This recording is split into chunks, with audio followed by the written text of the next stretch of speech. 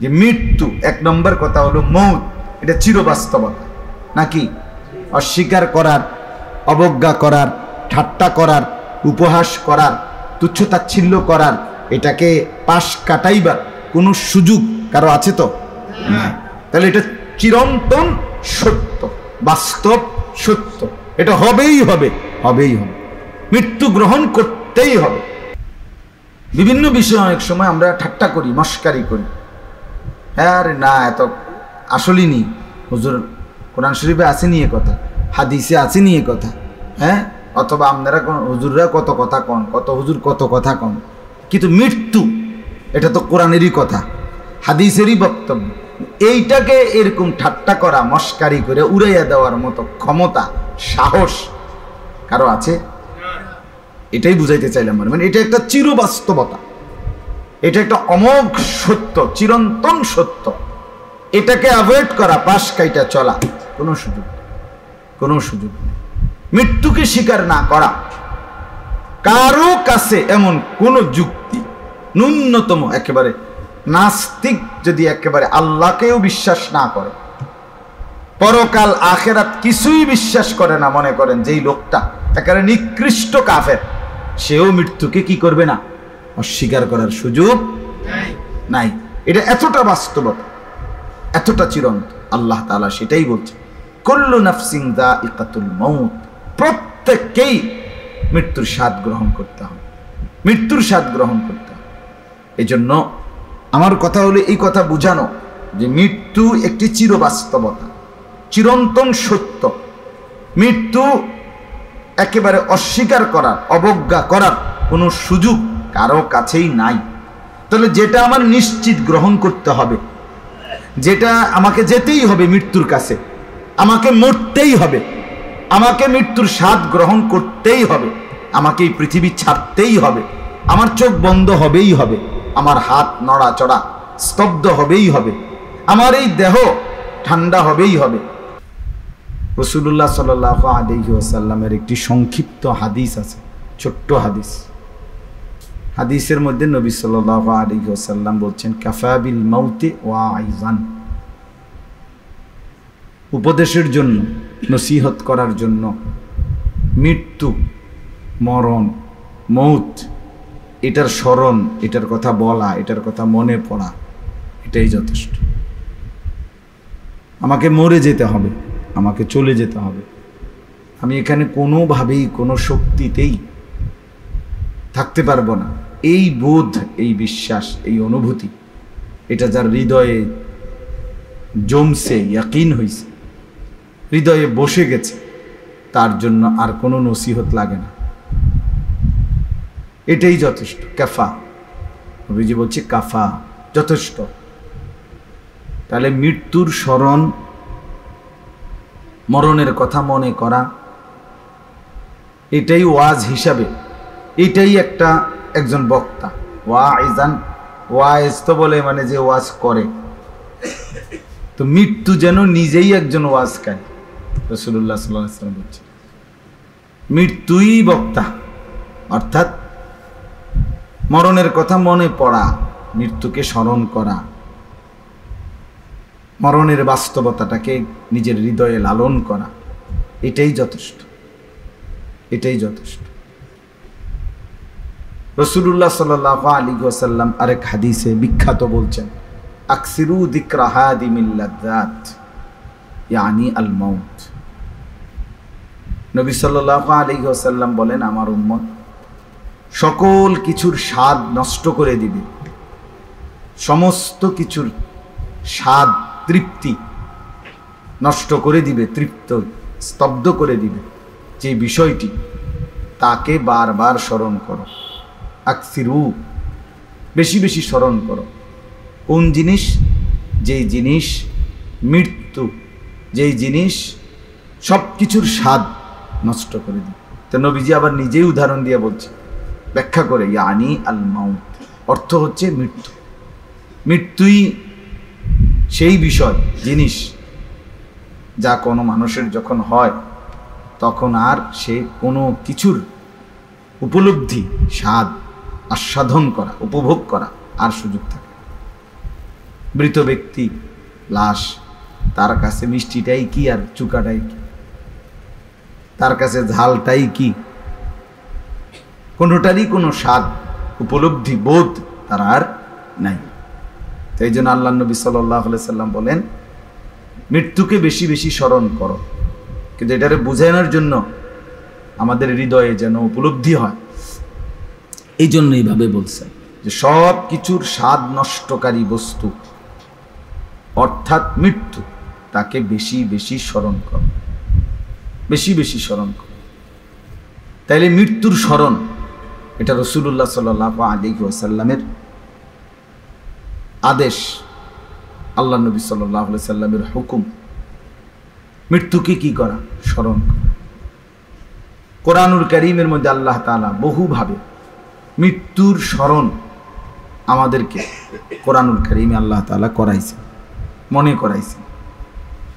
কোরআনুল কারীমের বিখ্যাত হাদিস আরে আয়াত, যেটা বলা চলে সবাই পারে, সেটা কি?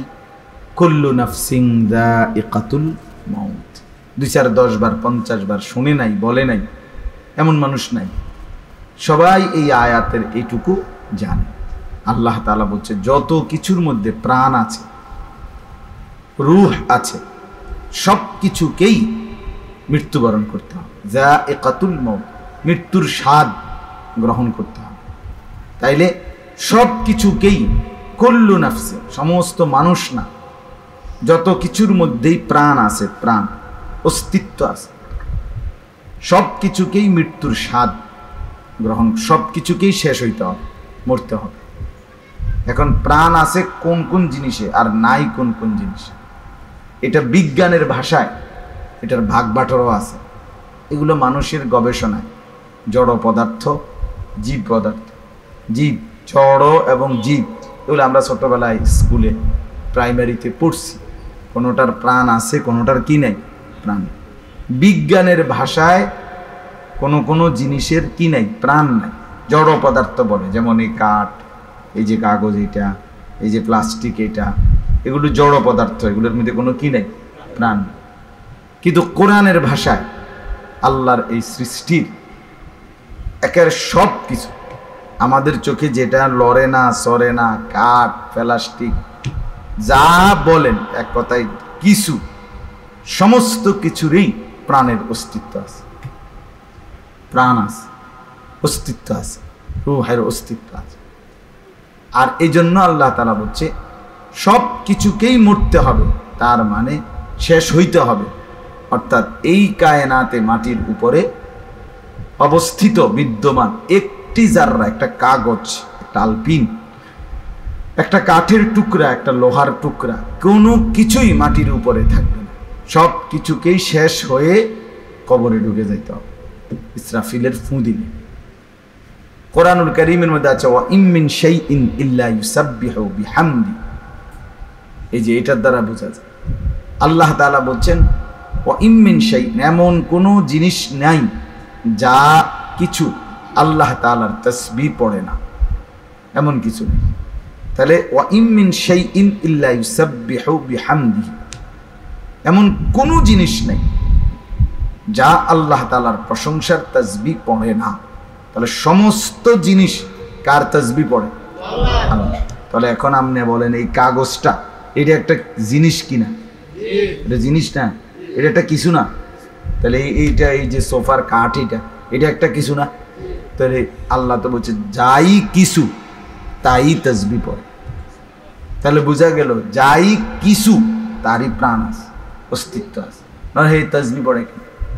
আল্লাহ তাআলাই বলছে ওয়ালাকিন লা তাফকাহুনা তাসবিহাহু, কিন্তু তোমরা আমার কোন সৃষ্টি কিভাবে তাসবিহ পড়ে এটা তোমরা বোঝো না, আমি বুঝি। সবাইটা তুমি মানুষের মতো সুবহানাল্লাহ আলহামদুলিল্লাহ হইতে হবে, এরকম আওয়াজ কইরা, শব্দ কইরা, এরকমই হইতেই সব কিছু তাসবিহ, এটা তুমি বুঝতা না, এটা জরুরি না। গাছে কিভাবে তাসবিহ পড়ে, মাছে কেমনে পড়ে, আকাশ কেমনে পড়ে, জমিন কেমনে পড়ে, ঘাস কেমনে পড়ে, আমাদের কাছে যেগুলো এই নড়ে চড়ে না, স্থানান্তর হয় না, এই কাঠ, প্লাস্টিক বা এই সমস্ত জিনিস এগুলো বা তাসবিহ কিভাবে পড়ে আল্লাহ বলেন এগুলো তোমরা বুঝবা না, আমারটা আমি পুরা বুঝি। তাহলে কুল্লু নাফসিন যায়িকাতুল মাউত, সব কিছুকেই মৃত্যুর স্বাদ গ্রহণ করতে হবে। তার মানে এই 7 আসমান থেকে শুরু করে 7 তবক জমিন পর্যন্ত সব কিছুকেই মরতে হবে। আসমানেরও মৃত্যু আছে, জমিনেরও মৃত্যু আছে, সূর্যটাও মরবে, চাঁদটাও মরবে। হ্যাঁ, সব কিছুর কি আছে? মৃত্যু আছে। এক একটার মৃত্যু এক এক, পুরো পৃথিবীর মৃত্যু আছে, পুরো পৃথিবীর মৃত্যু কিয়ামত। ইসরাফিল ফু দিবে তো সেটাই কিয়ামত, সেটাই আলমের মৃত্যু। আমার কাছে একটা উর্দু কিতাব আছে, মরনে কে বাদ কিয়া হোগা, মৃত্যুর পরে কি হবে। আমাদের এই ভারতীয় উপমহাদেশের একজন বিখ্যাত আলেম ছিলেন হযরত মাওলানা আশিকে ইলাহি বুলন্দ শহরি রাহমাতুল্লাহ আলাইহি, উনি লিখছিলেন এই কিতাব। তো ওইখানে উনি একটা সুন্দর কথা লিখছেন, কোনো মানুষ পৃথকভাবে একা একা, একজন একজন, দুজন দুজন মারা গেলে এটারে বলে মৌত, লোকটার মৃত্যু হয়েছে, মৌত হয়েছে। কিন্তু গোটা কায়নাত আল্লাহর সৃষ্টি সব কিছু একসাথে যখন মরে যাবে সেটাকে বলে কিয়ামত।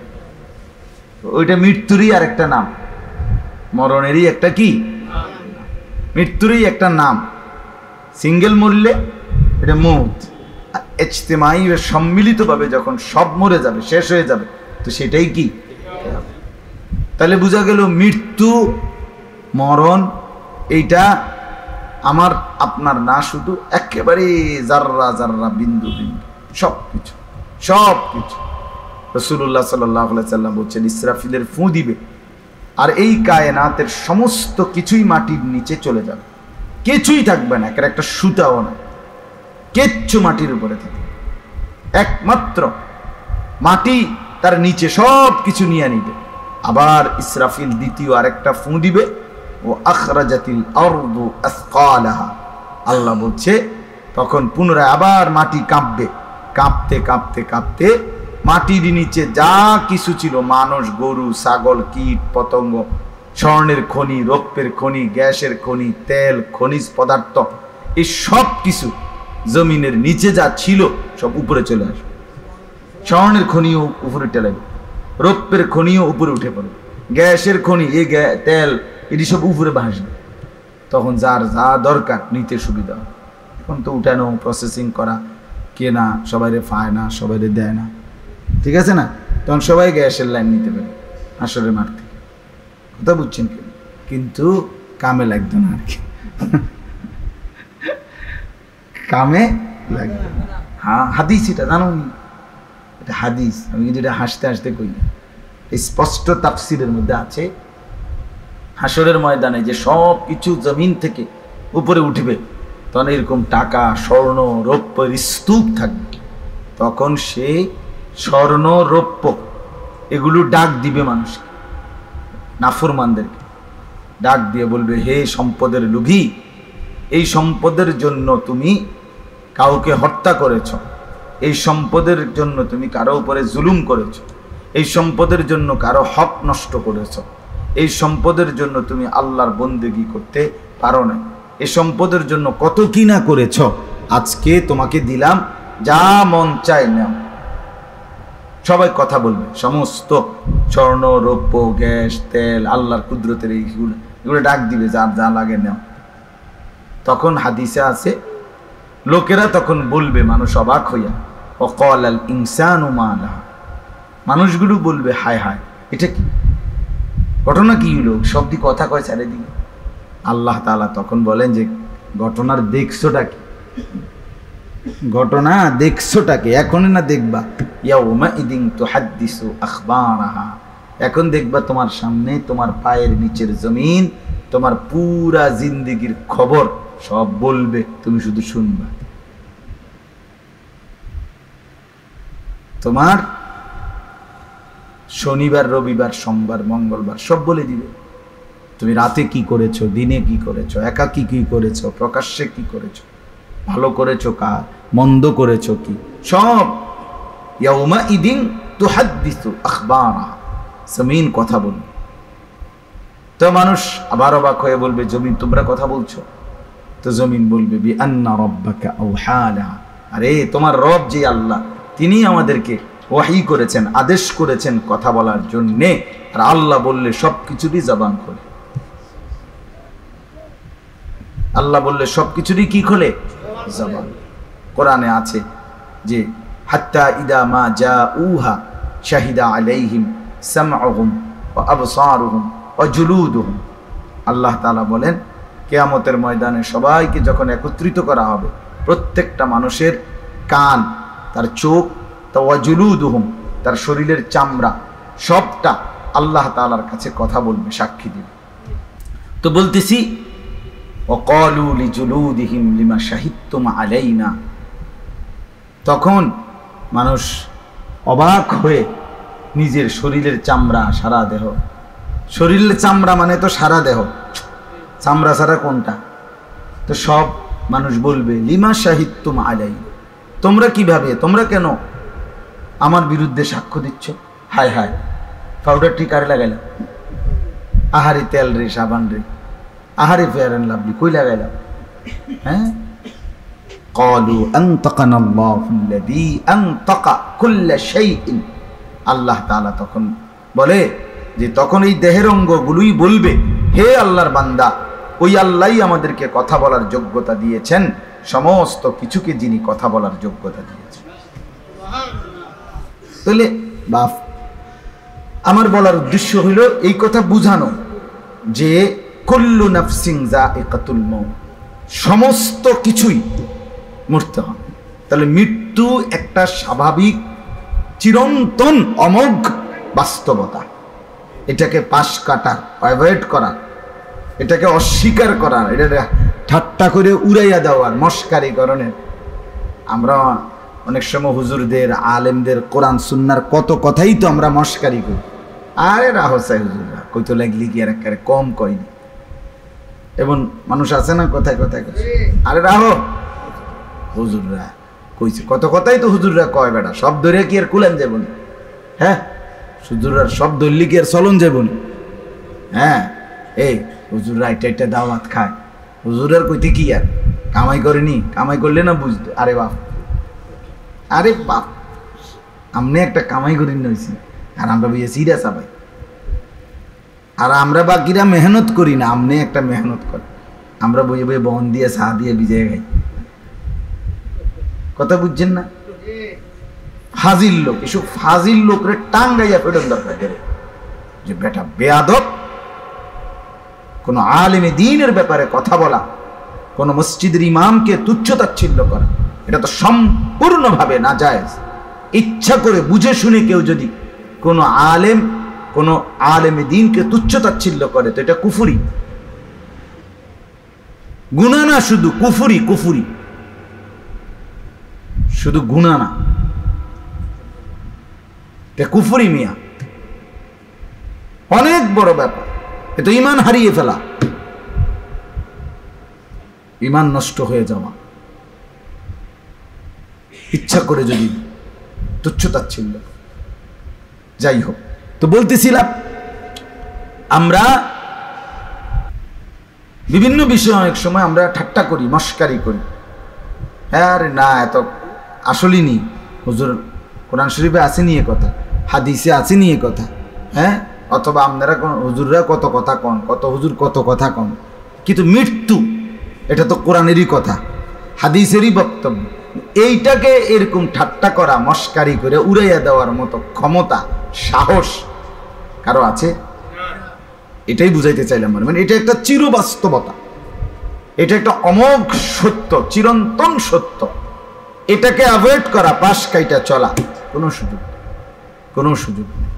মৃত্যুকে স্বীকার না করা, কারো কাছে এমন কোন যুক্তি, ন্যূনতম একেবারে নাস্তিক যদি একেবারে আল্লাহকেও বিশ্বাস না করে, পরকাল আখেরাত কিছুই বিশ্বাস করে না, মনে করেন যেই লোকটা একেবারে নিকৃষ্ট কাফের, সেও মৃত্যুকে কি করবে না, অস্বীকার করার সুযোগ নাই। এটা এতটা বাস্তবতা, এতটা চিরন্ত। আল্লাহ তাআলা সেটাই বলছে, কুল্লু নাফসিন যায়িকাতুল মাউত, প্রত্যেককেই মৃত্যুর স্বাদ গ্রহণ করতে হবে, মৃত্যুর স্বাদ গ্রহণ করতে হবে। এই জন্য আমার কথা হলো এই কথা বুঝানো যে মৃত্যু একটি চিরবাস্তবতা, চিরন্তন সত্য। মৃত্যু একেবারে অস্বীকার করার, অবজ্ঞা করার কোনো সুযোগ কারো কাছেই নাই। তাহলে যেটা আমার নিশ্চিত গ্রহণ করতে হবে, যেটা আমাকে যেতেই হবে মৃত্যুর কাছে, আমাকে মরতেই হবে, আমাকে মৃত্যুর স্বাদ গ্রহণ করতেই হবে, আমাকে এই পৃথিবী ছাড়তেই হবে, আমার চোখ বন্ধ হবেই হবে, আমার হাত নড়াচড়া স্তব্ধ হবেই হবে, আমার এই দেহ ঠান্ডা হবেই হবে। একদিন একদম স্থিমিত আমি মনে করেন একদিনে কি পরিমাণ দৌড়াদৌড়ি করি, নিজে ভাবি, সারাক্ষণ দৌড়াদৌড়ি করি।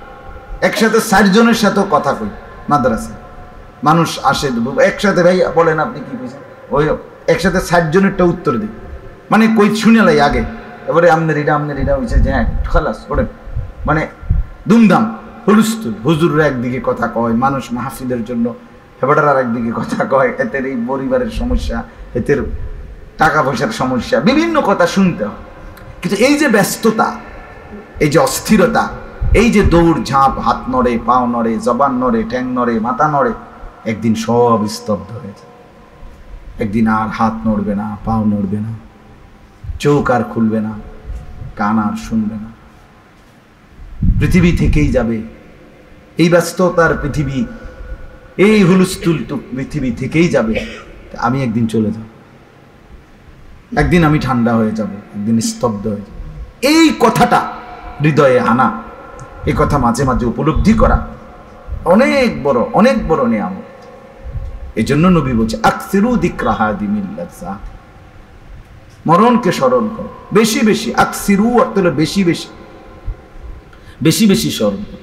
যত বুজুর্গ আছেন, পীর মাশায়েখ আউলিয়া, একেবারে এই 1450 বছর থেকে নিয়ে নবী সাল্লাল্লাহু আলাইহি সাল্লামের জামানা থেকে নিয়ে যত নেককার মানুষ, যত আউলিয়া, যত আল্লাহর প্রিয় বান্দা, নৈকট্যশীল বান্দা ছিলেন, প্রত্যেকেই মৃত্যুর মুরাকাবা করতেন। মৃত্যুর কি করতেন? এটা একটা তাসাউফের, মানে আধ্যাত্মিক লাইনের যারা মেহনত করে, হ্যাঁ, একটা একেবারে আধ্যাত্মিকতার বাধ্যতামূলক একটা অংশ মৃত্যুর স্মরণ, মৃত্যুর মুরাকাবা। এটা একেবারে বাধ্যতামূলক, মরণের মুরাকাবা। রাসূলুল্লাহ সাল্লাল্লাহু আলাইহি ওয়াসাল্লাম তিনি আপনার মাঝে মাঝে কিতাবের মধ্যে আছে, মাঝে মাঝে রাত্রিবেলা তাহাজ্জুদে, রাত গভীরে এইভাবে আখিরাত, কবর, পরকালের মুরাকাবা করতেন, ভাবতেন, ধ্যান। আমরা কিতাবে পড়ছি, বুজুর্গদের জবানেও শুনছি যে নবীজি সাল্লাল্লাহু আলাইহি সাল্লাম তখন এতটা ঊর্ধ্বে চলে যেতেন, ঊর্ধ্ব জগতে, মরণ, আখিরাত, পরকালের স্মরণ, মুরাকাবা মানে নিবিড় স্মরণ আর কি, চুপ থেকে খেয়াল করে মনোযোগ দিয়ে স্মরণ করা। তো করতে করতে একটা সময় এমন হয়তো নবীজি সাল্লাল্লাহু আলাইহি সাল্লাম যে সাথের পাশের আর কাউকে টোটালি চিনতেন না, নিজেকেও ভুলে যাইতেন। কিতাবে আছে যে হযরত আয়েশা রাদিয়াল্লাহু তাআলা আনহা, হ্যাঁ, এই অবস্থায় ডাকতে আসছে ফজরের নামাজে যাওয়ার জন্য। নবী সাল্লাল্লাহু আলাইহি সাল্লাম মৃত্যুর স্মরণ, আখিরাতের স্মরণ, আল্লাহ তাআলার মহব্বতের স্মরণ, মুরাকাবার মধ্যে ছিলেন। তো এর মধ্যে হঠাৎ আয়েশা রাদিয়াল্লাহু তাআলা আনহা ডাকতে আসছেন, ইয়া রাসূলুল্লাহ, নামাজের জামাতের সময় হয়ে গেছে। তো নবী সাল্লাল্লাহু আলাইহি সাল্লাম জিজ্ঞেস করতেন, মান আনত, তুমি কি? তো তিনি বলতেন, না আয়েশা, আমি আয়েশা। মান আয়েশা? নবী বলতেন, আয়েশা কে? আরে কয় কি আয়েশা কে? মানে আয়েশা রাদিয়াল্লাহু তাআলা আনহা নিজেও কি হয়ে যাইতেন, অবাক হয়ে যেতেন, হায় হায়, কয় কি? কয় আয়েশা কে? আমি এতটা প্রিয় স্ত্রী, কইতেছে কয় আয়েশা কে? তো হযরত আয়েশা রাদিয়াল্লাহু তাআলা আনহা বলতেন, বিনতে সিদ্দিক, বিনতে আবু বকর, আবু বকরের কন্যা আয়েশা। তো নবী সাল্লাল্লাহু আলাইহি সাল্লাম বলতেন, মান আবু বকর, মানে রসিকতা না, বাস্তবে বলতেন, মনে হয় যেন আবু বকরটা কে? তো হযরত আয়েশা রাদিয়াল্লাহু তাআলা আনহা বুঝতেন, হায় নবীজি এখন কি নাই, নিজের মধ্যে নাই। তো বলতেন, সাহিবু রাসূলিল্লাহ, সাহিবু মুহাম্মদ সাল্লাল্লাহু আলাইহি ওয়াসাল্লাম। বলতেন, আবু বকর চিনলেন না? মুহাম্মদের সঙ্গী, রাসূলুল্লাহর কি সঙ্গী। তখন নবীজি বলতেন মান মুহাম্মদ, আরে মুহাম্মদটা কি? এইটা হলো নিজেকেই কি করতেন বলে দিই। আবার আয়েশা রাদিয়াল্লাহু তাআলা আনহা সাথে কথা বললে কিছুক্ষণ, হ্যাঁ, তো এরপর আবার স্বাভাবিক হইতেন, স্থিরতা আসত, ফিরে আসত। তাহলে এই যে পরকালের স্মরণ, আখিরাতের স্মরণ, মৃত্যুর স্মরণ, এটা একটা গুরুত্বপূর্ণ বিষয়। আমরা বসলাম, আমরাই ভাবি এটা বিষয়টা, মাঝে মাঝে এটা ভাবা উচিত, মাঝে মাঝে এটা ভাবা উচিত। নিজের দিল থেকে, চুপ থেকে 1 মিনিট ভাবেন, 30 সেকেন্ড ভাবেন যে হায় কি হবে আমার খবর, কি হবে আমার মৃত্যুর পর, কি হবে। আমার জ্যাঠা, একদিন আগে আমি দেখে গেছি জ্যাঠারে, কথা বলছি, এরপরে 2 দিন পরে শুনলাম জ্যাঠা ইন্তেকাল করছে। তো আমি এই তো কিছুদিন আগে জ্যাঠার জানাজা আমি পড়াইছি, আমার আপন জ্যাঠার, বড় জ্যাঠার জানাজা। তো জোহরের আগে আপনার কবর খুঁজছে যে জ্যাঠার লাগে, আমার বাবার কবরের পাশে, দাদা দাদির কবরের সাথে, আমার আব্বার কবরের দিক দিয়ে দাদা দাদির কবর, এরপরে জ্যাঠার কবরের দিক দিয়ে দিছে আমাদের বাড়িতে লাগছে। তো আমি কবরের দিকে তাকাই আছি, মাটি যাতে খুঁড়ছে, খালি কবর, তখনও কবর রাখে না, এত জানাজা হয় নাই। আমি অনেকক্ষণ কবরের দিকে তাকাইছি, চুপ করে তাকাই আছিলাম। তাকাইতে তাকাইতে আমার মনে হয়েছে কবর আমারে একেবারে, আমার কাছে পুরো মনে হয়েছে কবরের মাটি যেন আমার ডাক দিয়ে বলতেছে, আনিস তোর জ্যাঠারে বানাইবার জন্য আমি এখান থেকে একটু মাটি দিছিলাম, আজ আমার মাটি আমি ফেরত নিলাম। মিনহা খালাকনাকুম ওয়া ফিহা নুঈদুকুম, আল্লাহ তো এটাই বলছে, এখান থেকেই বানাইছিল, এখানেই আবার কি ফেরত আনলাম। মিনহা নুখরিজুকুম তারাতান উখরা, আবার এখান থেকেই পুনরায় কিয়ামতের দিন কি করব, বের করব। মানে এটা আমার কাছে মনে হয়েছে মাটি যেন কইতেছে। হ্যাঁ, আমার মনে হয়েছে এরপরে যে মাটি যেন বলছে, আল্লাহ যেন বলছে মাটিকে, তুই আমার একটু মাটি দে, আমি আনিসকে বানাবো, আমার বান্দাকে বানাবো। তো মাটি যেন বলে দিছে যে আল্লাহ আমার থেকে একটু মাটি নেন, বাকি আমার মাটি আবার আমারে ফেরত দিয়েন। তা আল্লাহ বলছে ঠিক আছে, তোর মাটি তোকে দিয়ে দেব। প্রতিনিয়ত আমরা মাটির সাথেই ফিরে যাচ্ছি, মাটির কাছেই চলে যাচ্ছে আমাদের এই মানুষগুলো। এই জন্য মৃত্যুর স্মরণ, মৃত্যুকে স্মরণ করা, মৃত্যুকে উপলব্ধি করা, মৃত্যুকে অপছন্দ না করা, মৃত্যুকে গ্রহণ করার মতো প্রস্তুতি থাকা, এটা মুমিনের সিফাত, এটা মুমিনের সিফাত। এটা মুমিনের বৈশিষ্ট্য। কিতাবের মধ্যে আছে, আমার ওই কিতাবটা গাড়িতেই আছে, গাড়িটা এনে দূরে নি, মরে নেকে বাত খেয়া হোক, কিতাবটা গাড়িতেই থাকে, উর্দুটা আমি মাঝে মাঝে যখনই মন চাই পড়ি। তো ওইখানে লেখা আছে আল্লাহর বহু প্রিয় বান্দাদের জীবনী আছে, ওইখানে ছোট ছোট করে বাণী আছে উর্দুতে। আল্লাহর বহু নেক বান্দারা লোকদেরকে বলতেন, মাঝে মাঝে মৃত্যুর স্মরণে আসলে মাঝে মাঝে বলতেন। উনি লিখছে, এক বুজুর্গ দেখতেছে এক লোক বাজারে যাইতেছে, তো এর জিজ্ঞাসা কই যাও, বাজারে যাই, আমার কিছু খরচ আছে কিনব। তো ওই আল্লাহওয়ালা বলছে আচ্ছা বাজারে তো অনেক কিছু পাওয়া যায়, আমার জন্য একটু মনে করে একটু খুঁজো মৃত্যু পাওয়া যায় কিনা, মরণটা আমি চাচ্ছি আমার মাওলার কাছে, যদি খুঁজে পাও আমার জন্য আইন। ওইখানে এক বুজুর্গের জীবনী লিখছে, ওখানে কথা লিখছে যে ওই বুজুর্গ বলতেছে যে শোনো, যদি কেউ একটা পুরস্কার ঘোষণা করে যে এখান থেকে 1 কিলোমিটার দৌড়াইয়া যে ফাস্ট হইতে পারবে, ফাস্ট হইয়া যদি ওইখানে দূরত্বের যেখানে সীমা রেখা দিছে, ওইখানে যে দৌড়াইয়া গিয়া প্রথম 1 নম্বর হবে, তার মৃত্যু হবে, ওইখানেই কি হবে, মৃত্যুটা সে তখন পাবে। আগে শর্ত হইল 1 কিলো গিয়া ফাস্ট হইতে হবে এই রাস্তাটা দৌড়াইয়া। তো ওই বুজুর্গ বলেন আল্লাহর কসম আমি বিশ্বাস করি, আশা করি আমারে কেউ এই প্রতিযোগিতা 2 নম্বরে ফেলতে পারবে না, আমি 1 নম্বর হওয়ার চেষ্টা করি। অর্থাৎ আমি সেই মৃত্যুকে গ্রহণ করার চেষ্টা করব যে 1 কিলো দূরে আছে। কেন? প্রিয় বান্দা যারা হয়, আল্লাহর নেক বান্দা যারা হয়, তাদের কাছে মৃত্যু প্রিয় হয়, সে অপেক্ষায় থাকে।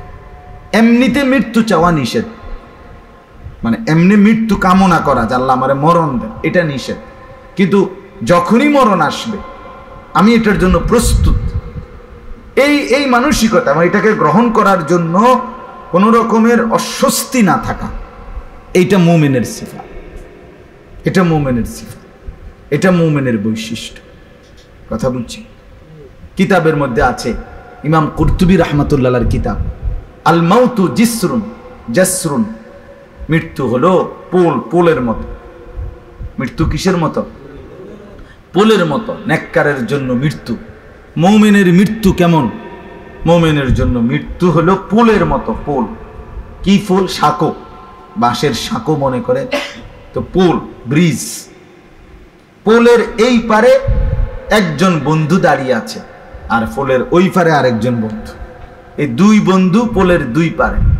এই দুই বন্ধু একজন আরেকজনের সাথে মিলতে চাচ্ছে, একত্রিত হতে চাচ্ছে, মোয়ানাকা করবে, কোলাকুলি করবে, দেখা সাক্ষাৎ করবে। তাহলে শর্ত হইল, প্রতিবন্ধকতাটা কি? এই ব্রিজটা, পোলটা, এটা পার হয়েই যদি আইসা পড়ে, তাইলে বন্ধু বন্ধুর সাথে কি হবে? মোলাকাত হবে।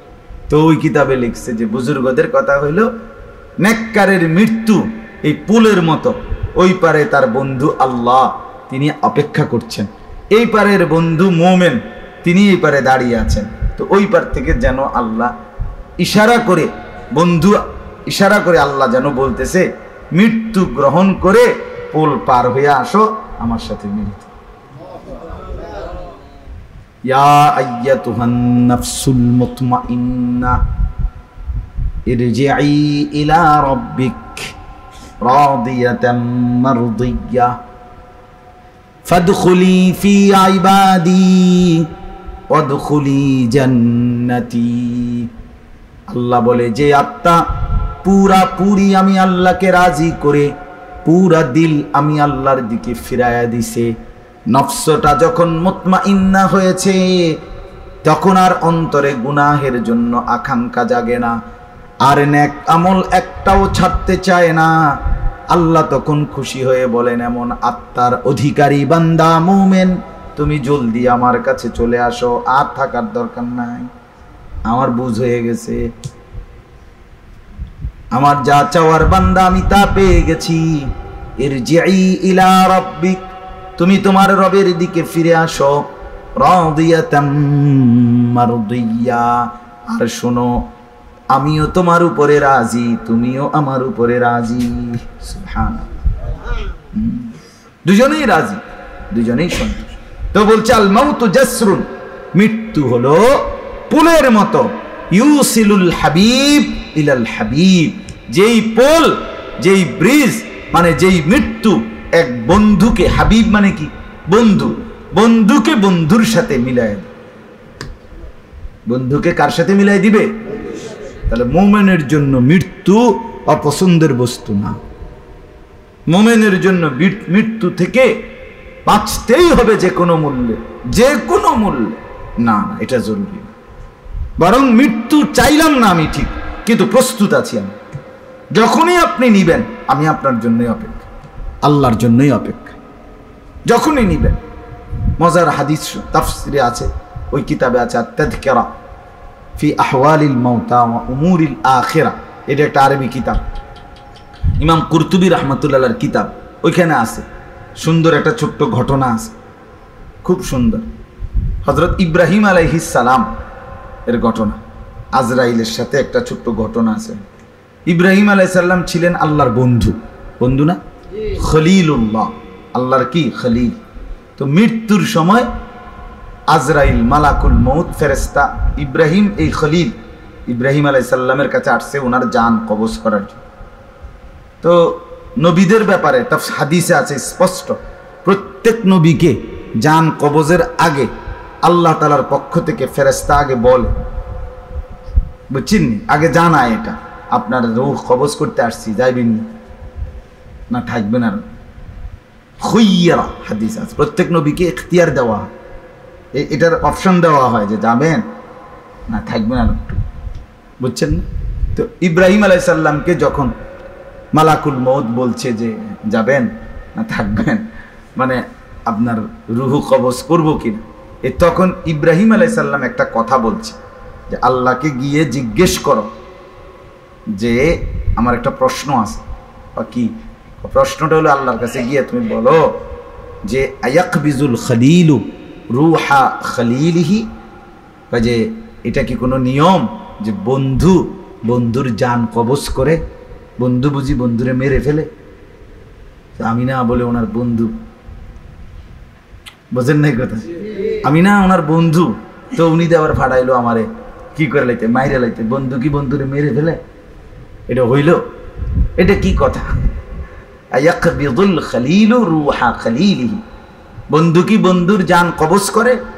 বলো আল্লাহকে জিজ্ঞেস। তো মালাকুল মউত আল্লাহ তাআলার কাছে গিয়ে বলছে, রব্বুল আলামিন ইব্রাহিম তো এই কথা বলছে, আল্লাহ তো শুনছেই, এরপরও উনি বললেন যে আপনি তো শুনছেনই, বাকি এরপর আমি শুনাইলাম যে আপনার বন্ধু ইব্রাহিম এটা জানতে চাচ্ছে যে বন্ধু কি বন্ধুর জান কবজ করে, এটা কেমন?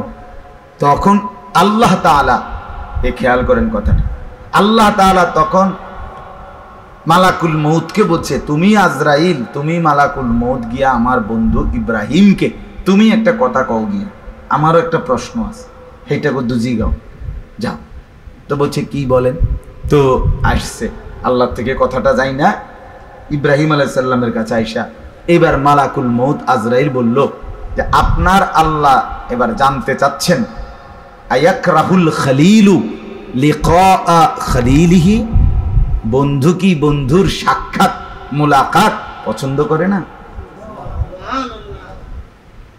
এটা কি বন্ধু যে বন্ধুর সাথে সাক্ষাৎ করতে চায় না? বন্ধু কি তাইলে বন্ধুর সাক্ষাৎ পছন্দ করে না?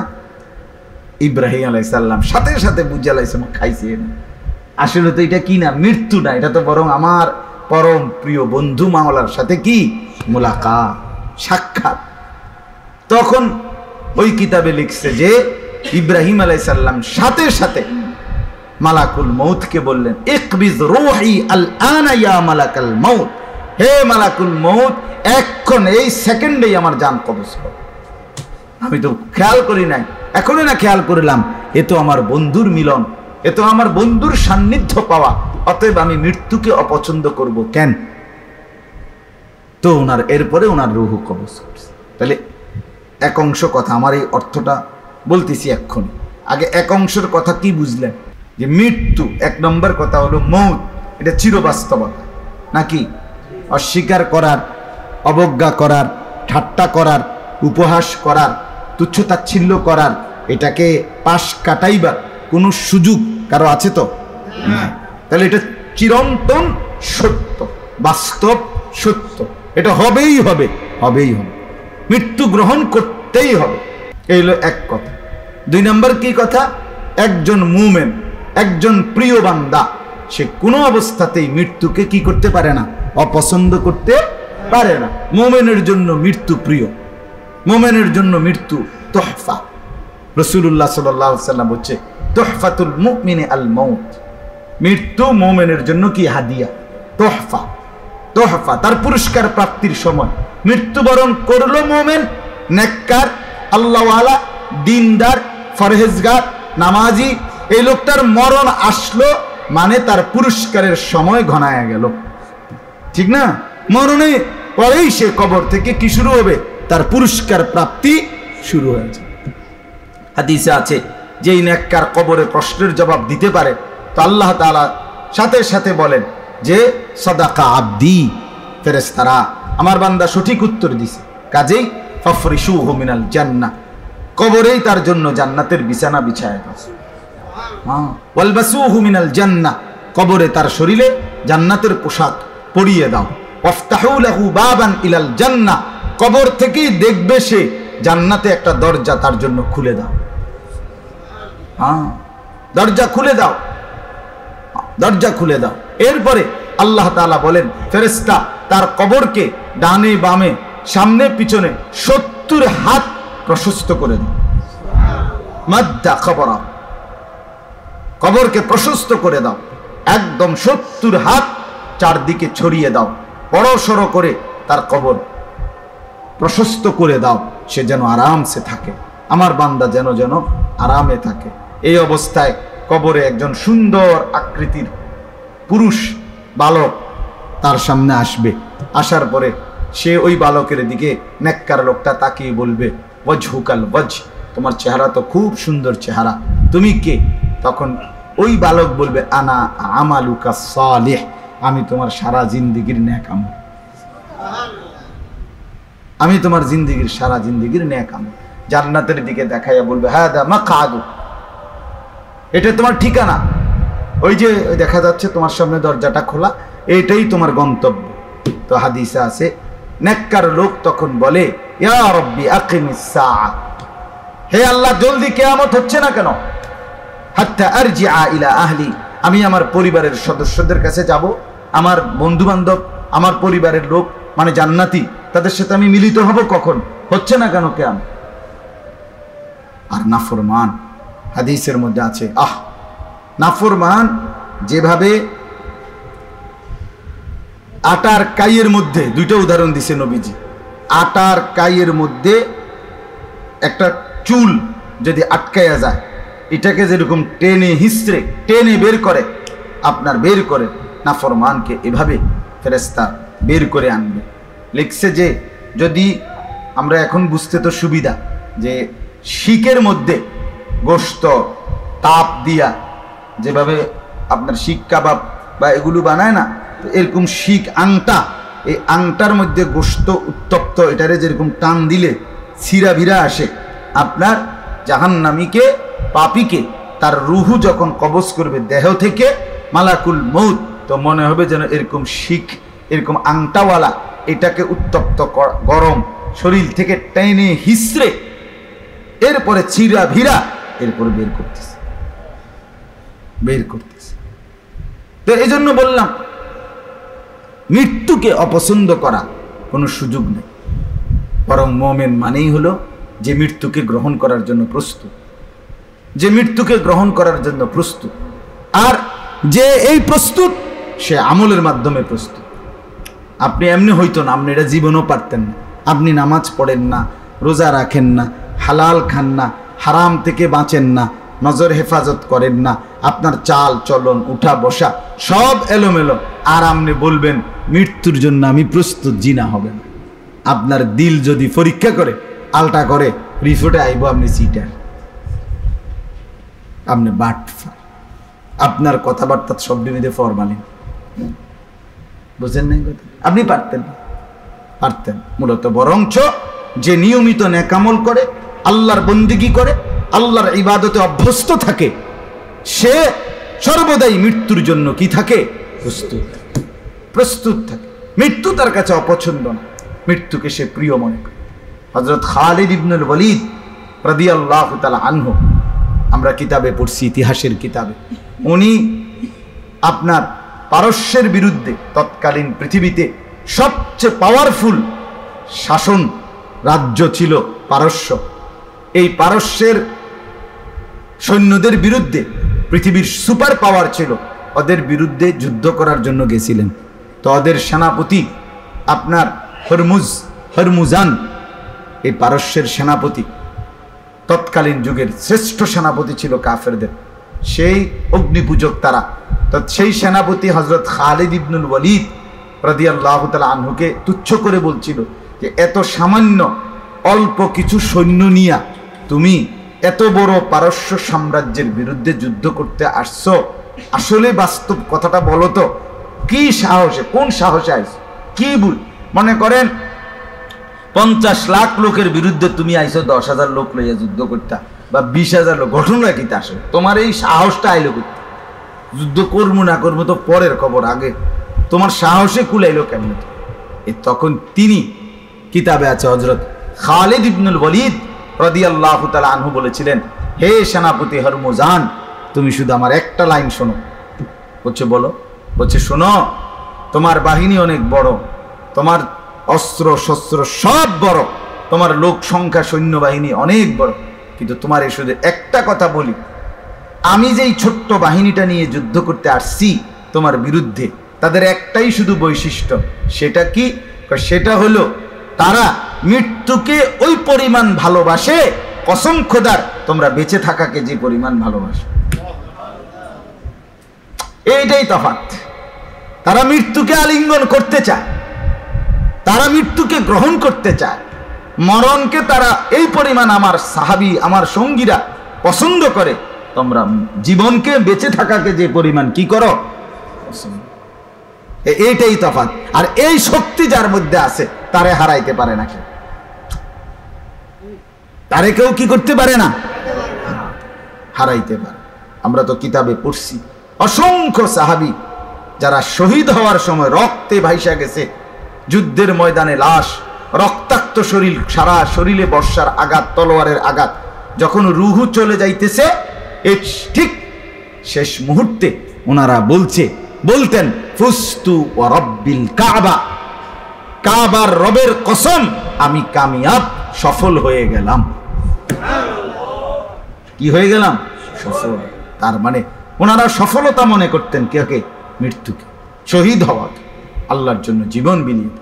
এবার আসেন এর বিপরীতে যারা মুনাফিক, যারা ইহুদি, যারা কাফের, যারা মুশরিক, যারা নাফরমান, যারা পাপী, তারা সর্বদাই সর্বযুগে সর্বকালে মৃত্যুকে চূড়ান্ত অপছন্দ করে। মৃত্যুকে কি করে? ওরা মরতেই চায় না, ওরা মরতেই চায় না, ওরা মরতেই চায় না, কোনোভাবেই মরতেই চায় না। এজন্য আজকে জনাব সেলিম মুন্সি সাহেবের এই মৃত্যুর স্মরণে আমাদের এই মাহফিল, এই জন্য আমি এটা কথাগুলো বললাম। অর্থাৎ আমাদেরকে এটা মনে রাখতে হবে যে আল্লাহ তাআলা এখানে একটা উদাহরণ দিছে, আপনি শুধু এটা শুনে নেবেন। ইহুদিরা রাসূলুল্লাহ সাল্লাল্লাহু আলাইহি সাল্লামের জামানায় মদিনার যে লোকগুলো ইহুদি ছিল, হ্যাঁ, এই ইহুদিরা নবী সাল্লাল্লাহু আলাইহি সাল্লাম তাদেরকে কালেমার দাওয়াত দিতেন, তারা গ্রহণ করত না, বিরোধিতা করত। কিন্তু তারা তাদের জাগাত বৈশা সবসময় কইতো আমরাই আল্লাহর বন্ধু, আল্লাহর প্রিয় বান্দা, আউলিয়া উল্লাহ, আমরা আল্লাহর ওলি। হ্যাঁ, আল্লাহর ওলি সিটারে কয় আল্লাহর ওলি। আমরা দেশে আছে দেন গাঞ্জাখোর, ফুট্টাখোর, লাল শালু, হ্যাঁ, চেহারা সুখের কি অবস্থা, চুলের কি অবস্থা, আতফাউর কি অবস্থা, ফেলাস্টিকও না, বালতিও না, এটা কিতে এতে বেটা আল্লাহর ওলি বলে বেটা। হায় হায়, বেজ্জতিরও তো একটা সীমা আছে। তুই এটা যদি আল্লাহর ওলি হও, এরকম জটওয়ালা, বটওয়ালা, হ্যাঁ, দুর্গন্ধওয়ালা, তাহলে আল্লাহর ওলি এই শব্দটার কত বড় অপমান করলো, কত বড় অপমান করলো। তো এই ইহুদিরা বলতো নবীকে অনুসরণ করে না, কালেমা গ্রহণও করে না, কাফের, অথচ বলতো কি আমরা আল্লাহর বন্ধু, ওলি ওলি, আমরা আল্লাহর ওলি, আল্লাহর বন্ধু। এই তখন আল্লাহ তাআলা তাদেরকে, এই মুনাফিক, কাফের, বেঈমানকে আল্লাহ একটা কথা বলছে এই আয়াত, যে এই দেখেন, কুল, হে নবী আপনি বলেন, ইয়া আইয়ুহাল্লাযীনা হাদু, হে ইহুদিগণ, ইন জামতুম, যদি তোমরা মনে করে থাকো, আন্নাকুম আউলিয়াউ লিল্লাহ, তোমরা আল্লাহর বন্ধু, তোমরা কি মিন দুনিন নাস, অন্যান্য মানুষদেরকে বাদ দিয়ে অন্য আর কেউ আল্লাহর বন্ধু না, তোমরাই আল্লাহর বন্ধু, আপনি একটা আলাদা। আল্লাহ বলেন তো হেগরে কও, শুধু এই আল্লাহর বন্ধু যে তোমরা দাবি করছো, এই দাবির একটা প্রমাণ দেখাও। দাবির কি একটা প্রমাণ দেখো, ফাতামান্নাউল মাউতা ইন কুনতুম সাদিকিন, যদি সত্যবাদী হও এই কথাতে, তাইলে তোমরা মৃত্যু কামনা করো। বলো তোমরা এখন এখানে দাঁড়াইয়া যে আল্লাহ যদি আমগরে এখন মৃত্যু দেয়, আমাদের কোনো পরোয়া নাই, আমাদের কোনো অসুবিধা নাই, 1 মিনিটও দেরি করতাম না, এটা ডাইরেক্ট মুখ দিয়ে খোলামেলা কও, কও দেখবে কইতে দেরি ঠাডা লাইনি ভাই, একদম জাগাত হতে এলাম বাচ্চার। বুঝলেন নাই কথাটা? আল্লাহ বলছে এটা কও, তুমি না বলে আল্লাহর বন্ধু। তা আল্লাহর বন্ধু তো মৃত্যুকে কি করে না, ভয় পায় না, তারা তো মৃত্যুবরণ করতে অপছন্দ করে না।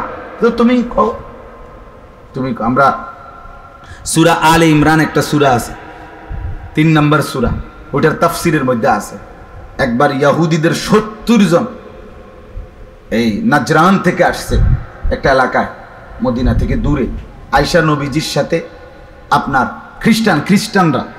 খ্রিস্টানদের 70 জন লোক আয়েশা নবীজির সাথে দিনভর সারা দিন তর্ক করছে এই কথার উপরে, ঈসা আলাইহিস সালাম আল্লাহর পুত্র আর নবীজি বলছে ঈসা আলাইহিস সালাম আল্লাহর বান্দা। এই কথার উপরে যুক্তি দেয়, তর্ক করে, করতে করতে করতে কোনো যুক্তিতে টিকতেছে না। তখন কোরআনে আছে সূরা আলে ইমরানের মধ্যে আল্লাহ তাআলা কোরআনের আয়াত নাজিল করে নবীকে বললেন, হে আল্লাহর নবী, আপনি এটি থুইয়া আমি আপনার একটা বুদ্ধি কই, হেগুলোকে একটা কথা কন, একটা বুঝ করে, একটা সমাধানে আসেন তারার লগে। এখন সমাধানটা কি? আপনি বলেন যে একটা খোলা জায়গায়, খোলা মাঠে তোমরাও যতজন আসছো তোমরা এখানে এক পাশে দাঁড়াইবা, আর আমি আমার পরিবারের সদস্য যারা একটা ডাইরেক্ট আমার বউ বাচ্চা এগুনরে লইয়া আমি এক পাশে দাঁড়াবো।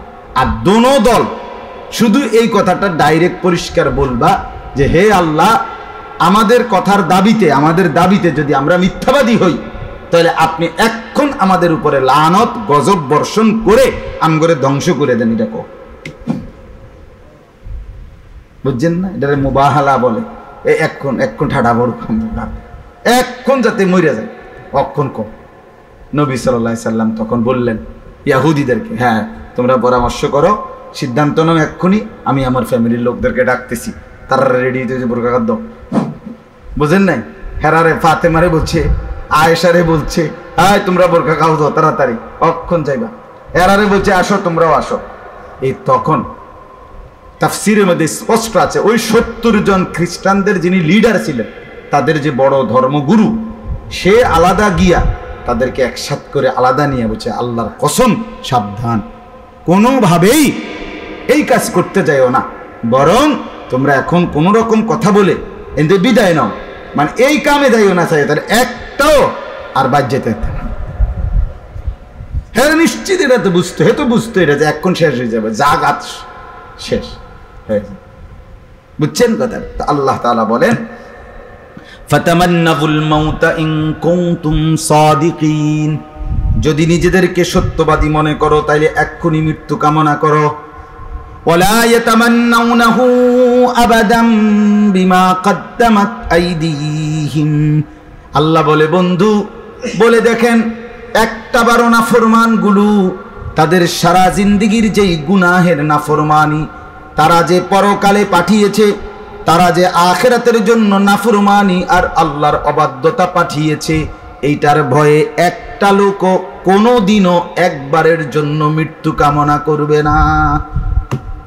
আল্লাহু আলিমুম বিজ্জালিমিন, আল্লাহ বলেন আমি আল্লাহ কিন্তু প্রতিটা জালেমের ব্যাপারে খুব জানি। তাইনি কোন ডকের, বুঝেন নাই কথা? মানুষের সামনে না আপনি কুয়ান আপনি এটা ভাবলন, আল্লাহ তো বলছেন আচ্ছা আমাদের আমি চিনি, আমনে কিতা মানুষের স্লোগান দিছে না কি দিছে এটি থন, আমি না জানি আমনে কিতা, ঠিক কি না? প্রকৃত সত্য জানে কে? আল্লাহু আলিমুম বিজ্জালিমিন, আমি আল্লাহ তো জালিমদের আখলাক, জালিমদের পরিচয় আমি জানি, ওরা জীবনেও মৃত্যু কামনা করবে না। এবার শেষ কথা হলো, আল্লাহ বলে বন্ধু এবার চূড়ান্ত কথা সবাইকে বলে দেন, মুমিন হোক কাফের হোক, অনুগত হোক অবাধ্য হোক, আমাকে ডাকুক কিংবা না ডাকুক, সবার জন্য একসাথে বলে দেন কুল ইন্নাল মাউতাল্লাযী তাফিরুনা মিনহু, হে নবী আপনি বলে দেন ইন্নাল মাউতাল্লাযী তাফিরুনা মিনহু, নিশ্চয়ই মৃত্যু, এটা থেকে তোমরা যেদিকেই পলায়ন করো না কেন, ফা ইন্নাহু মুলাকীকুম, মৃত্যু তোমাদের প্রত্যেকের সাথেই মোলাকাত করবে কিনা? অতএব সেলিম মুন্সি মরবে এটাই বাস্তবতা না, মরবো আমি এটা তার চাইতে বড় বাস্তবতা, ঠিক না? সে চলে গেছে এটা ব্যর্থতা না, এটা কোনো পরাজয় না, আমিও চলে যাব এটাই হলো বাস্তবতা, এটাই ভাবি। প্রতিটা মৃত্যু আমাকে সবক দেয় বন্ধু, এর পরের সিরিয়ালে হয়তো তুমি, আমরা কিতাবে পড়ছি হযরতে ওমর রাদিয়াল্লাহু তাআলা আনহু আমিরুল মুমিনিন ছিলেন, 10.5 বছর ধরে যিনি মুসলমানদের খলিফা ছিলেন, অর্ধ পৃথিবীর বাদশাহী করছেন, তিনি বলতেন প্রতিদিন কুল্লা ইয়াউমিন ইউকালু মাতা ফুলান মাতা ফুলান। উনি বলতেন, হে দুনিয়াবাসী শুনো, প্রতিদিন ঘোষণা হয় আজকে অমুক মরলো, আজকে অমুক মরলো। ওয়ালা বুদ্দা মিন ইয়াউমিন ইউকালু মাতা উমর। আল্লাহর কসম দুনিয়াবাসী, অচিরেই এমন একটা দিন আসবে যেদিন ঘোষণা হবে আজকে ওমরের মৃত্যু হয়ে গেল। সেই এলানটাও হবে যেই লোকটা বছরের পর বছর মাইকে এলান করেছিল অমুক আজকে মারা গেছে, ইন্না লিল্লাহি ওয়া ইন্না ইলাইহি রাজিউন। অচিরেই একদিন মাইকে ওই লোকটার নামে এলান হবে, হবে কিনা?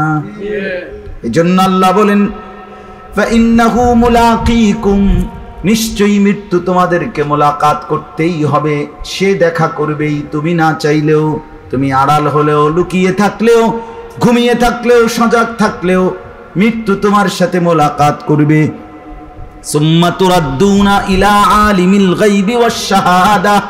আল্লাহ বলে শুধু মৃত্যু তো দিয়ে হয়তো শেষ হয়ে গেলা, ভাইসা গেলা, মাটির সাথে মিশে গেলা, তাইলেও তো কথা ছিল যাক দুনিয়ার ভোগ করতে পারলাম না, তো যে দুর্ভোগ করছি এর দূরের আর হিসাব হইল না। কথা বোঝেন নাই? মিশে গেছি, আচ্ছা যাক, চিটারি বাটপারি যা করছি করছি, যে দূর পাচ্ছে করছে, এরপরে আর কি নাই, ঝামেলা নাই, এর দূর হইলেও তো একটা কথা ছিল। আল্লাহ বলে না বান্দা, সুম্মা তুরাদ্দুনা ইলা আলিমিল গায়বি ওয়াশ শাহাদা, প্রকাশ্য এবং গোপন, ভেতরের এবং বাহিরের, আড়ালের কিংবা প্রকাশ্যের সব কিছু পূর্ণ যিনি জানেন সেই মহান আল্লাহর নিকটেই তোমাদেরকে ফেরত নেওয়া হবে।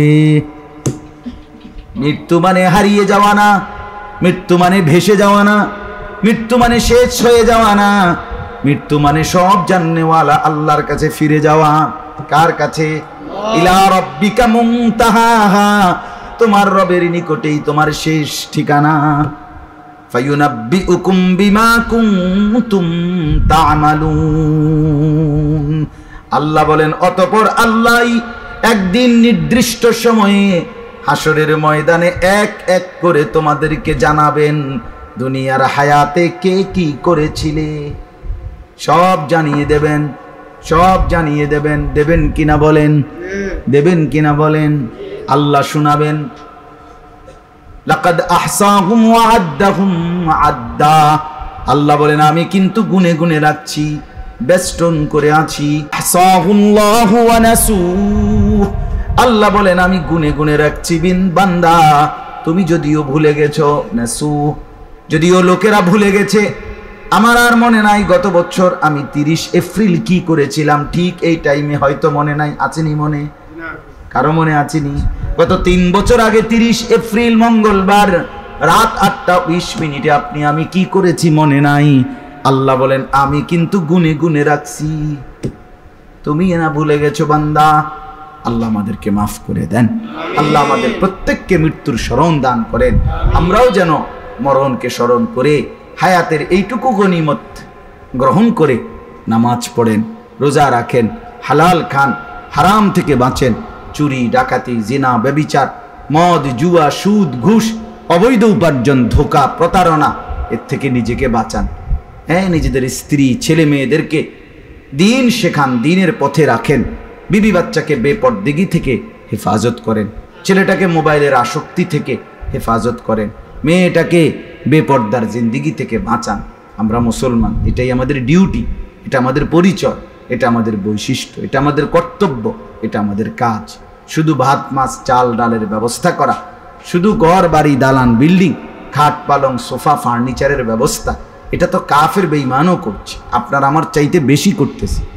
কাফের বেঈমান তাদের পরিবারের জন্য এর চাইতে বেশি উন্নত সামগ্রী কি করছে? ব্যবস্থা করছে। তাহলে আমরা মুসলমান, আমাদের বৈশিষ্ট্য স্ত্রী সন্তান পরিবারের দ্বীনের ফিকির, আখিরাতের ফিকির করা। আল্লাহ আমাদেরকে তৌফিক দান করেন।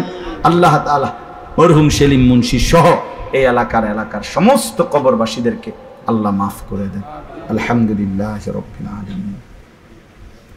মৌলায়ে করিম আপনি মাফ করে দেন, মেহেরবান মৌলা আপনি মাফ করে দেন, আল্লাহ আপনি মাফ করে দেন, মৌলা আপনি মাফ করে দেন। আল্লাহ এলাকার সমস্ত কবরবাসীদেরকে মাফ করে দেন। জনাব সেলিম মুন্সি সাহেবকে আল্লাহ তার কবরকে নূরে নূরে ভরপুর করে দেন। আল্লাহ মৃত্যু পর্যন্ত যিনি মসজিদের জন্য, মসজিদের জন্য, ইসলাহি মাহফিলের জন্য ওলামায়ে কেরামের খেদমত করেছে, দ্বীনের জন্য তার খেদমত করেছে, আল্লাহ আপনি এর বরকতে তাকে মাফ করে দেন, তার খানদানকে মাফ করে দেন। আল্লাহ এই মসজিদ খানা কবুল করে নেন। মসজিদের প্রথম দিন থেকে এই পর্যন্ত জায়গা জমি টাকা পয়সা যে যখন যতটুকু বুদ্ধি পরামর্শ দিয়েছে আল্লাহ আপনি প্রত্যেককে কবুল করেন, প্রত্যেককে মঞ্জুর করেন, ঈমান আমলের দৌলত দান করেন। আমাদের প্রত্যেককে দ্বীনের জন্য ফিকির করার ভাববার তৌফিক দান করেন, গুনাহ থেকে বাঁচবার তৌফিক দান করেন। আল্লাহ আমরা মৃত্যুর জন্য যেন সর্বদা প্রস্তুত থাকতে পারি এমন বুঝ, এমন আমল, এমন জিন্দেগি আমাদেরকে দান করেন। গুনার নাফরমানের জীবন থেকে হেফাজত করেন। আমাদের স্ত্রীর ছেলে মেয়েদেরকে দ্বীন দান করেন। আল্লাহ এই মজলিস খানা কায়েম করে দেন, দায়েম করে দেন, কবুল করেন। আল্লাহ একটা সুন্দর বড় সড়ো মসজিদ গড়বার তৌফিক দান করেন। আপনার খাজানায় কোনো অভাব নাই মওলা, আপনি সহজ করে দেন, আপনি দান করে দেন। আল্লাহ আপনি যতজন যতভাবে এসেছে আল্লাহ প্রত্যেককে উত্তম বিনিময় দান করেন। আল্লাহ আমাদেরকে রহমের বৃষ্টি দান করেন। আল্লাহ আমাদের গুনার দিকে না তাকিয়ে আপনার দয়ার বৃষ্টি, রহমতের বৃষ্টি আমাদেরকে দান করেন। আল্লাহ বনি আদম কষ্ট পাচ্ছে, আপনার সৃষ্টি বান্দারা কষ্ট পাচ্ছে, আপনি দয়া করে বৃষ্টি দিয়ে দেন। আল্লাহ এই গরম আপনি কমায়া দেন। আল্লাহ আপনি দয়া না করলে হবে না মাওলা, আপনি মেহেরবানি না করলে কে করবে মাওলা। আয় আল্লাহ আপনি আমাদের অসুস্থ বিমারীদেরকে শিফা করে দেন, প্রত্যেকের কামাই রুজিতে হালাল বরকত দান করেন। আল্লাহ প্রবাসীদেরকে সহি সালামতে নিরাপদে রাখেন মাওলা। রব্বির হামহুমা কামা রব্বায়ানি সগীরা। সুবহান রাব্বিকা রব্বিল ইজ্জাতি আম্মা ইয়াসিফুন ওয়া সালামুন আলাল মুরসালিন ওয়ালহামদুলিল্লাহ।